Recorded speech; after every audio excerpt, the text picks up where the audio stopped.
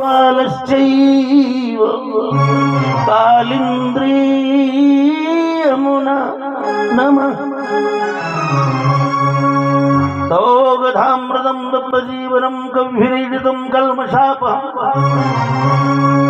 श्रवणमंगलं श्रीमदादतं भुवि गणन्ति ते भूरिदा जना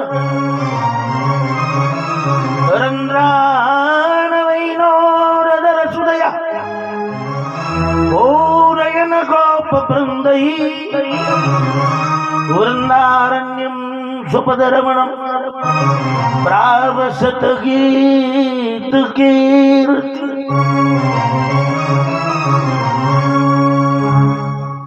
ब्रह्मांड चतुर्दंड सती धति हो नाम भोरो हो नालदंड चोरिनो गोवदंड शरदमर सरस्वती कीर्तंड ज्योतिषक्राश्चतुर्भुवन विजय स्तंभ दंडोग्निदंड त्रयस्त्रैव विक्रमस्ते वितरतु विविद्विषीणाम काल दंड कल्याणानाम केवलं मुक्तिर भक्तिर्ज्ञानमया वंदते भागवती भारता सुराणामपि दुर्लभम्। परमात्मा की अनंत असीम कृपा। आज मैं आपको कथा नहीं थोड़ी सी चर्चा कर रहा हूं, क्योंकि आज के दिन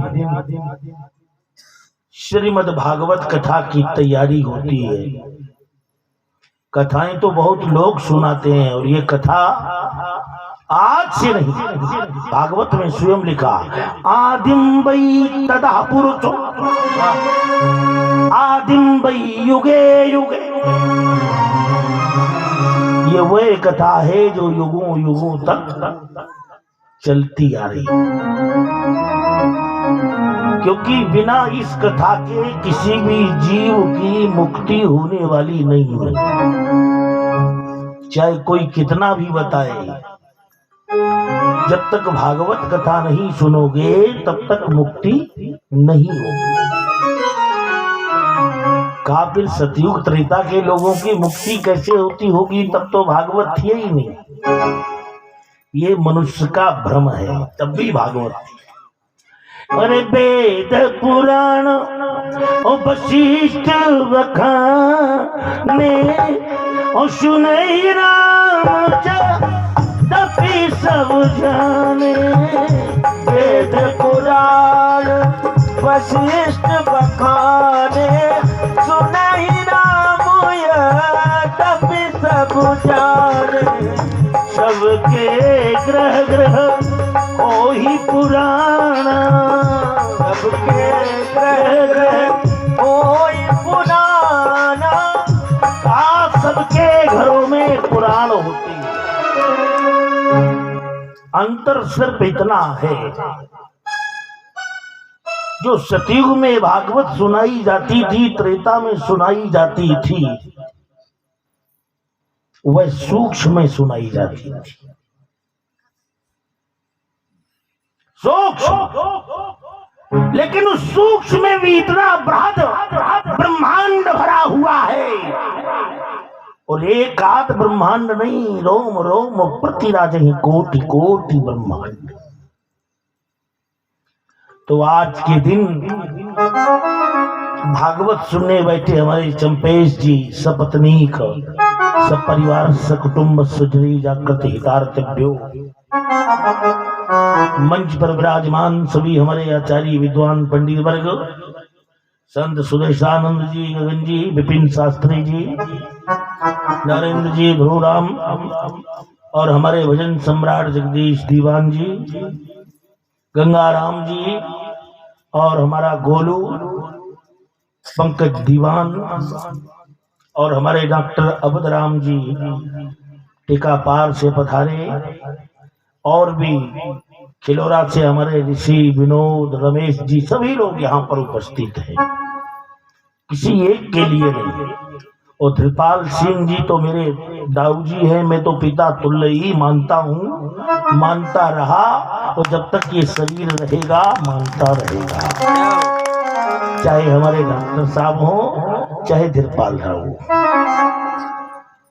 भक्ति के मार्ग में अंग हनुमान की तरह है और मेरे उम्र के स्थिति में ये मेरे दोनों पिता तुल्य हैं और सदैव इनको मानता हूं, क्योंकि यही वो शरीर है जो मुझे छत्तीसगढ़ की धरती में इस क्षेत्र में लाए। खूब मिली दी खैरागढ़ अंबिकापुर तो खूब गया, लेकिन इस क्षेत्र में बचपन से जिन्होंने मुझे देखा, आज से 15 वर्ष पहले सबसे पहले मैं कथा करने आया था खिलौरा कला। 15-16 साल हो गए होंगे लगभग पहली कथा को। हमारे सभी शिष्यगण भक्तगण, पवन सिंह पटेल, हेमेंद्र सिंह, वो भी सच्चा भक्त है और भक्त तो सच्चा होना ही चाहिए। जहां बनावटी है वहां भक्ति हो ही नहीं सकती, क्योंकि ये 9 दिन का अस्पताल खोला गया तूमा कला में और ये शिविर लगवाया हमारे डॉक्टर अबदराम जी के भाई दाऊ जी श्री धीरपाल सिंह जी ने, और चंपेश जी इसकी सारी व्यवस्था कर रहे। क्योंकि ये वह कथा, जरा समझो, इसको सुनाने वाला कोई एक नहीं, अनंतादि बहुधा पुराण। और हमारे आचार्य मुकेश नगाई कहाँ गए वो? जहां भी हो मंच पे आए आचार्य मुकेश नगाई जी, परम विद्वान है, संपूर्णानंद से संस्कृत का अध्ययन किया, कर्मकांड का उद्भट विद्वान। ऐसे हमारे मुकेश नगाई जी। और बस आज प्रथम दिवस है, एक बार की छोटी सी बात बता के वाणी को विराम दूंगा, क्योंकि आज तो व्यास पूजन होता है। कथा तो 7 ही दिन की होती है, लेकिन यहाँ एक दिन पहले धुंधकारी गाड़ दिया जाता है, तो जरूरी है एक दिन पहले से तटस्थ हो जाओ। कल से हमें परमात्मा श्री अखंड जगत नियंता जगदाधार परम परमेश्वर अखिलेश्वर माखन मुकुंद सच्चिदानंद नारायण आनंद अजर अमर अव्यय अनादि की कथा श्रवण करना है। ये अच्छा नियम है, जबकि जीवन में 7 दिन होते हैं, 8वां कोई दिन ही नहीं है।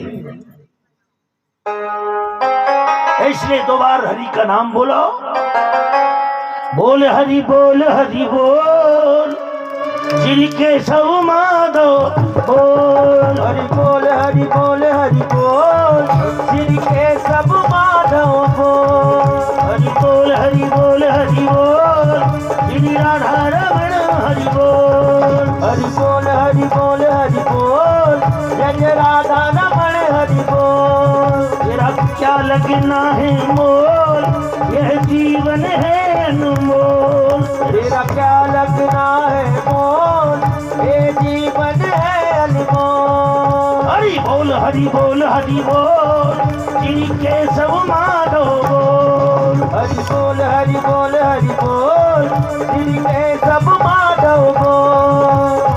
जय श्री राम जय श्री राम, जय श्री राम जय सिया राम, राधे श्याम जय राधे श्याम, राधे श्याम जय राधे श्याम, सीताराम जय सीताराम, सीताराम जय सीताराम, राधे श्याम जय राधे श्याम, राधे श्याम जय राधे श्याम।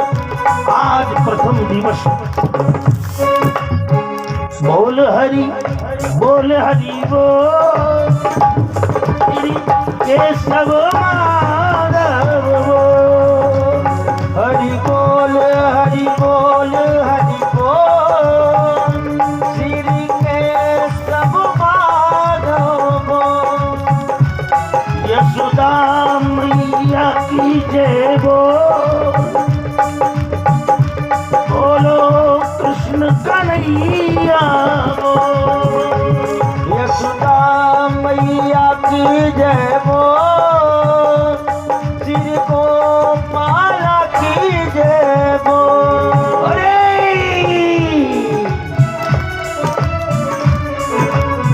बोल हरि बोल हरि बोल हरि बोल हरि बोल हरि बोल हरि बोल हरि, क्योंकि ये दरबार हरि का दुख हर, दारिद्र हर, कष्ट हर, कंटक हर, काल हर, जितने भी तेरे जीवन की विकृतियां है उसको परमात्मा जो हर ले उसका नाम ही हरि है। ऐसे कल बृहस्पति से कथा होगी, आपको बता रहा ये भागवत की कथा कब से चल रही है।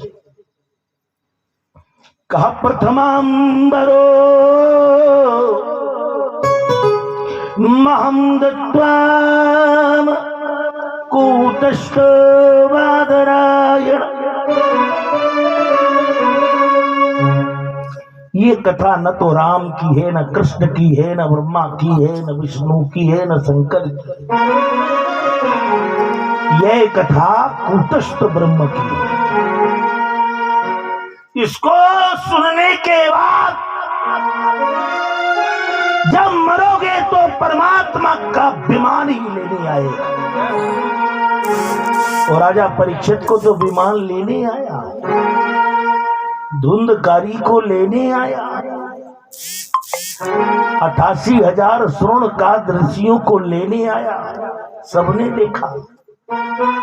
लेकिन अब भागवत सुनने के बाद 2, 4, 10 साल बाद भी कोई मर जाए तो विमान तो ठीक है, साइकिल तक नहीं आती। ऐसा नहीं है, विमान आता है, लेकिन सूक्ष्म जीवोत्मनः देव, सूक्ष्म रूप में उसे हर कोई देख नहीं सकता। अगर सबने देख लिया तो फिर कथा सुनने की जरूरत ही क्या है, क्योंकि ये वे भागवत एक आत्मदेव नाम के ब्राह्मण तुंगभद्रा नदी के किनारे जिनका निवास था, तुंगभद्रा तटे पूर्व आहुति बोले नमो तुम, जिन्होंने पूरा जीवन तुंगभद्रा नदी के किनारे व्यतीत कर दिया। बड़े तपस्वी ब्राह्मण थे, रजु दया क्षमा शीलश्च, ये ब्राह्मण के लक्षण है, 9 लक्षण है। भगवान राम तभी तो कहते प्रभु 9 गुण परम पुनीत तुम्हारे। तो मेरे कहने का तात्पर्य आत्मदेव यत्र वर्णा सर्वधर्मेणो सत्योकरं वैव तत्परम् येषां वासो मयः विष्णु नारायणो कृष्णो मयः तेनाम् अनन्तरूपोऽहं विप्रयोत्तं गृहीत्वा। उस ब्राह्मण ने कहा महाराज मैं तो धीरे धीरे बूढ़ा होने लगा हूं,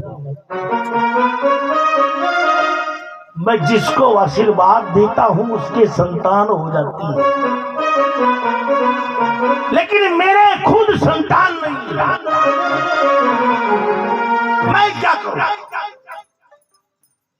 ना हम पुत्र पौत्रेभ्यो ना हम वंशानुलोकन,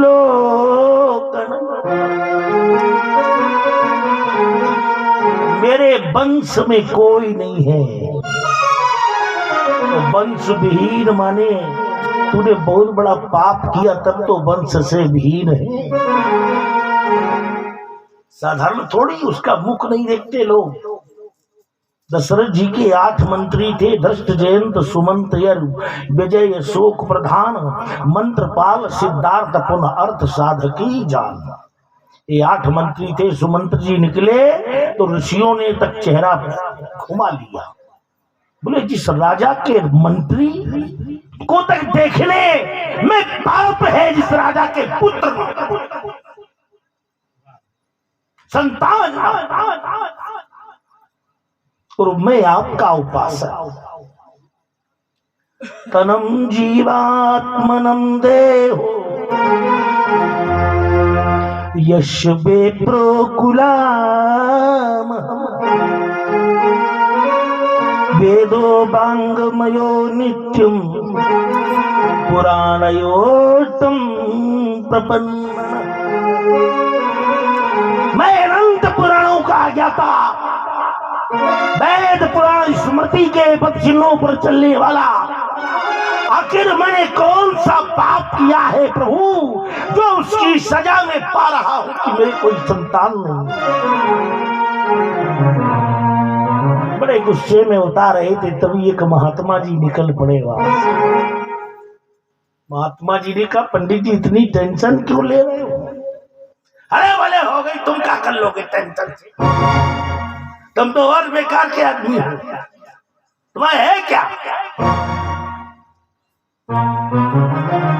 मम जीवनो दुयत्मन हदे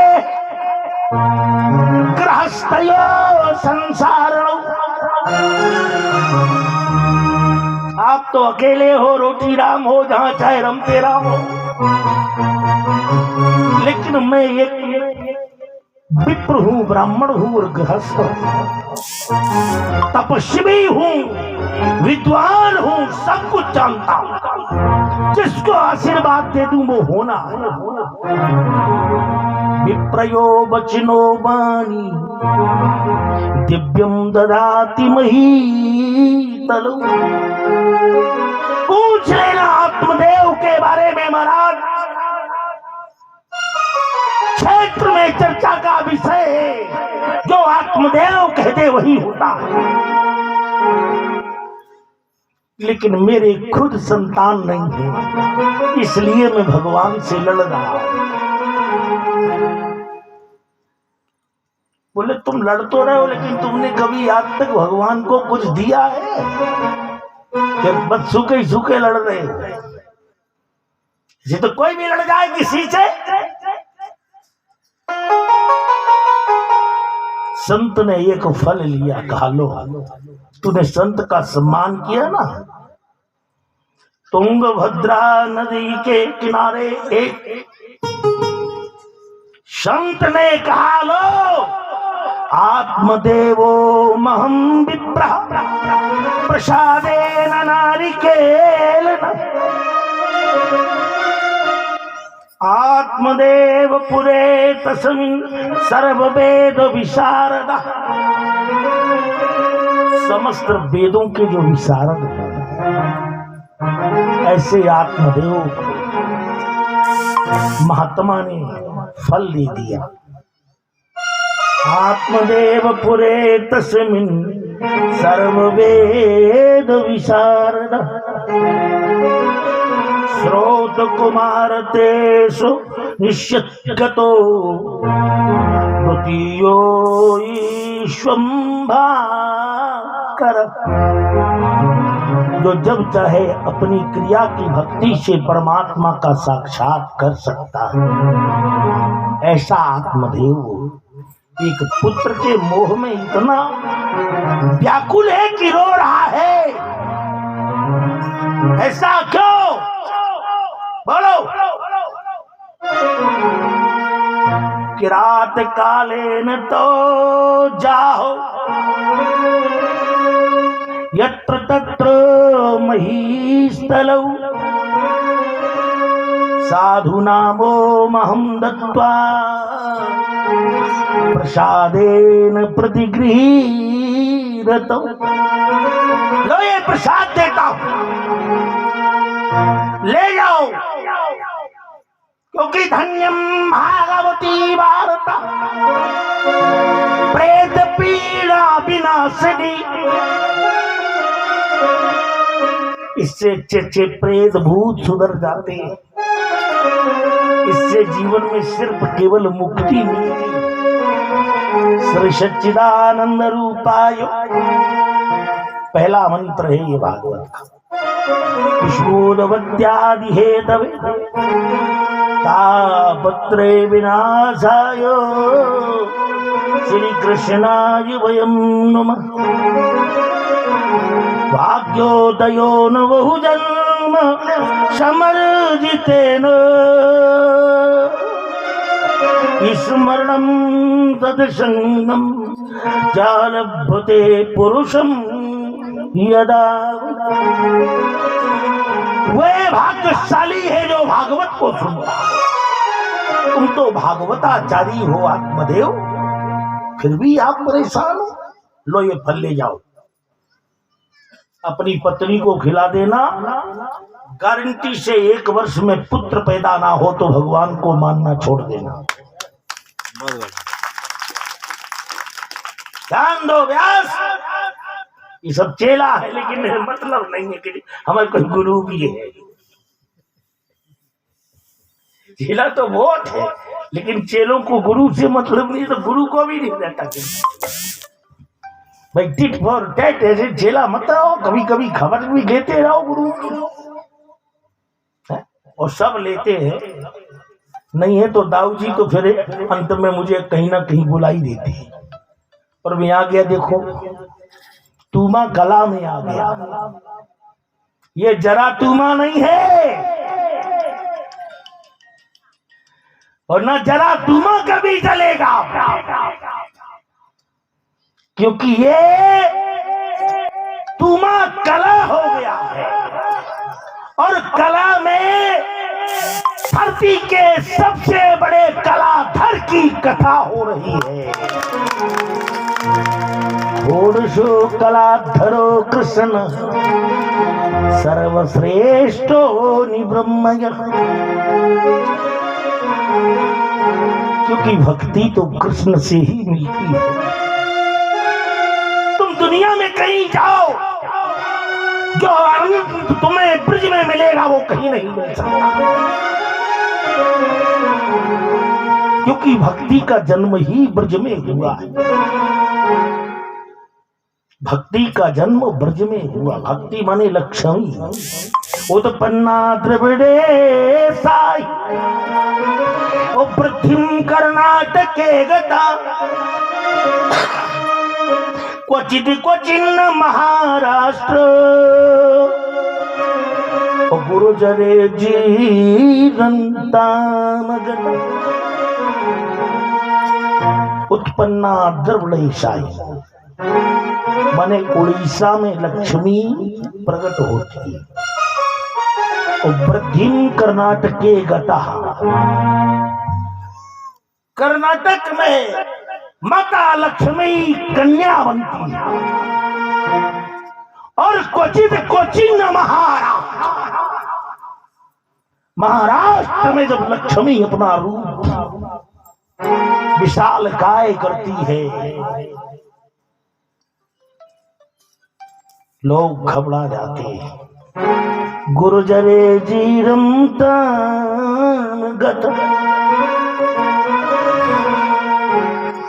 गुजरात में जर्जर होके वहीं रुक जाती है। अब बताओ मध्य प्रदेश, छत्तीसगढ़, हरियाणा, इन लोगों को क्या मिला? छत्तीसगढ़ वालों को मिला क्या?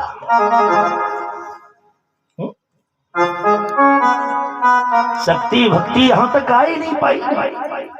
लेकिन शक्ति भक्ति नहीं आ पाई तो शक्ति भक्ति की माँ ने तो यहाँ जन्म लिया, जिसका नाम है माँ कौशल्या। माँ नर्मदा ने भी जन्म लिया है अमरकंटक में, भले ही मध्य प्रदेश में, तो वहां भी आनंद है। और बोले उत्तर प्रदेश, बोले ब्रजस्वनामयो भक्ति। ब्रज जैसी भक्ति ब्रह्मांड में नहीं। आज ब्रह्मांड में ब्रज जैसी भक्ति नहीं है। अज्ञान है कृत मोह मदांधकार नासी विद्याय तदा। तेरा कितना भी बड़ा अहंकार हो, कुछ भी हो, सब कुछ इसमें नष्ट हो जाता। बैठो भैया, लो ये फल ले जाओ। और ये फल लेके चल दिए आत्मदेव ब्राह्मण, सर्व वेद विशारद, श्रीमद् भागवती वार्ता, प्रेत पीड़ा विनाशन। लो ये फल और अपनी पत्नी को दे देना, गारंटी से कहता हूं पुत्र होगा। तुम अगर ब्राह्मण हो तो मैं भी ब्राह्मण कुल में जन्मा हूं और संत हूं। वो मिथ्या जाए न संत की वाणी, जिव्या वसत भवानी।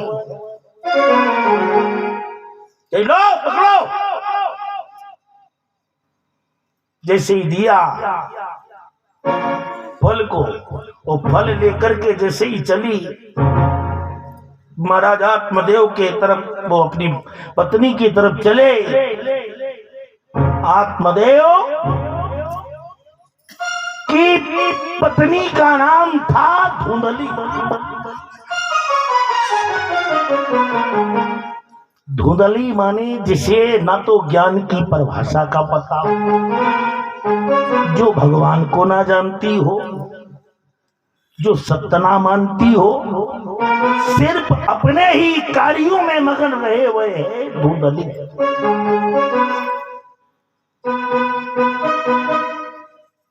देखते हो जब कोहरा, वही तो धुंध है। जब रात में धुंध आती ना तो अच्छी अच्छी गाड़ी खड़ी कर लेते लोग, ये बंद कर भैया, लाइट का बाप जला दो तब भी दिखाई नहीं देता, कई मर जाते हैं। जिसके देखने मात्र में जीवन की गाड़ी रोक दे, साधारण थोड़ी है। और उसी दिन उसने अपनी बहन का न्योता किया। बहन तू तो कभी आता ही नहीं, कितने बच्चे हैं तेरे? बोले 18वां है। बोले अच्छा? बोले हाँ। बढ़िया ले, तब तो इतने बच्चों का क्या करेंगे? ये बच्चे इसीलिए होते हैं, संसार में रहे घूमे, कुछ न कुछ तो करेंगे। भगवान का नियम, उसे कोई रोक सकता है? कही चल ठीक है बहन। जब तक आत्मदेव आए, आत्मदेव ने धुंधली को बुलाया। बोले लो धुंधली, ये प्रसाद, इसको फोड़ करके इसमें जो बीज है उसको पा लेना और कहना गोपालाय नमः। निश्चित ही तेरे यहां पुत्र होगा 9 महीने के अंदर। 9 महीने में ना हो तो 1 साल में तो होगा ही होगा, चाहे कुछ हो जाए। संत का प्रसाद है। दिखाने के लिए उसने ले तो लिया।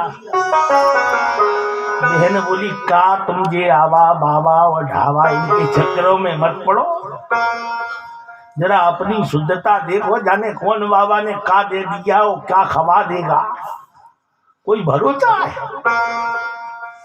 यही तो करें क्या? तो इसको फोड़ो।